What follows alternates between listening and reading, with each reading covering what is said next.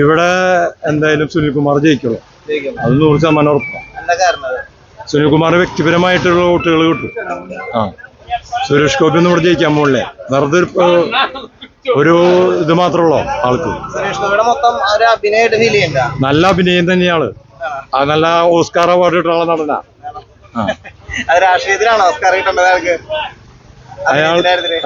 അയാൾക്ക് അങ്ങനെ ഓസ്കാർ കിട്ടണ പറഞ്ഞാണ് ആൾക്ക് ഒരു പ്രാവശ്യം കിട്ടിയിട്ടുള്ളതാ കളിയാട്ടത്തില്. ഓസ്കാറിന്റെ അല്ല, ഇന്റർനാഷണൽ അവാർഡ്. അങ്ങനത്തെ സെലിബ്രിറ്റി കൂടുതലാ. അതായത് ഒരു കാര്യം ചെയ്യുമ്പോ ലോകം മുഴുവൻ അറിയിച്ചിട്ടാണ് സുരേഷ് ഗോപി കാര്യങ്ങൾ ചെയ്യുന്നത്.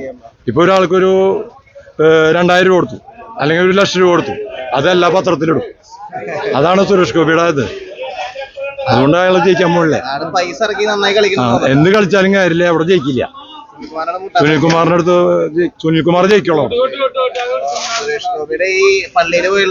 പള്ളിയിൽ പോയിട്ട് മാതാവ് വരെ വേണ്ടാന്ന് വെച്ചു സുരേഷ് ഗോപിനെ. ഇനിയല്ല, ഇതൊന്നും സക്സസ് ആവില്ല. പിന്നെ വേറെ കാര്യമുണ്ട്, ഈ മണിപ്പൂരും സ്ത്രീ ശക്തിയെ പറ്റി പറയണ ഒരുപാട് ആൾക്കാരാണ് ഈ സുരേഷ് ഗോപി ടീമും. ഇവര് ഈ മണിപ്പൂരും ഇതുപോലെ ഒരുപാട് കാര്യങ്ങൾ പള്ളിയിൽ ഇപ്പോ കർണാടകയിൽ നടന്നു. ഇപ്പോൾ പള്ളിയിലത്തെ പൊളിക്കലും കാര്യങ്ങളും വർഗീയതമായിട്ടുള്ള ഒരുപാട് കാര്യങ്ങൾ അവിടെ ചെയ്യണത്. വർഗീയത നോർത്തിൽ പോയി അറിയാൻ വരും. ഒരുപാട് കാര്യങ്ങളാണ് അവരവിടെ ചെയ്തു തരുന്നത്. പള്ളികൾ പൊളിക്കലും അതുപോലെ മതപരിവർത്തനത്തിനുള്ള അവരാൾക്കാരെ അടിക്കലും എല്ലാം ചെയ്യുന്നുണ്ട്. ഇവിടെ പള്ളിക്കാരെ കൂട്ടുപിടിച്ചിട്ടൊന്നും ഒരു കാര്യമില്ല. പള്ളിക്കാരെ ഒരു വോട്ടും ഒരു കിട്ടില്ല.